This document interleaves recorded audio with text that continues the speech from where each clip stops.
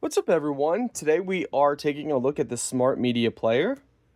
All right, so presentation actually looks really nice. Got your antennas on the back here. Optical cable, AV, TF card port, HDMI port, 2 USB ports, Ethernet cable port, power supply port. All right, let's see what else they provide. So guys, you get a nice remote here. Wow. Let's take a look and see. It looks like you need 2 AAA batteries.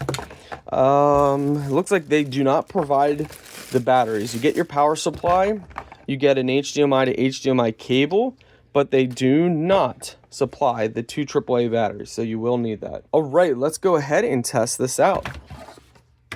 What's up, everyone? So this is the display screen, and you can have apps, you can do all that fun stuff. Got your settings, got network display. You can put SD card in here and play videos. Yeah, so tons of stuff. You can get a bunch of different apps.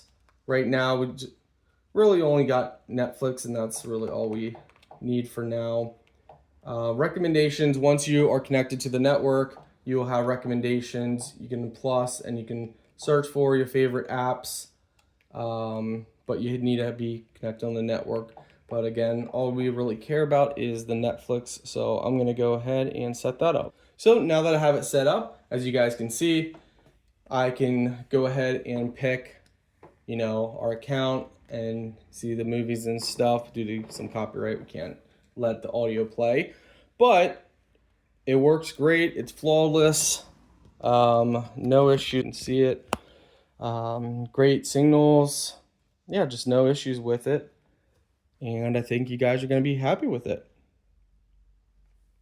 Especially for those older TVs that don't have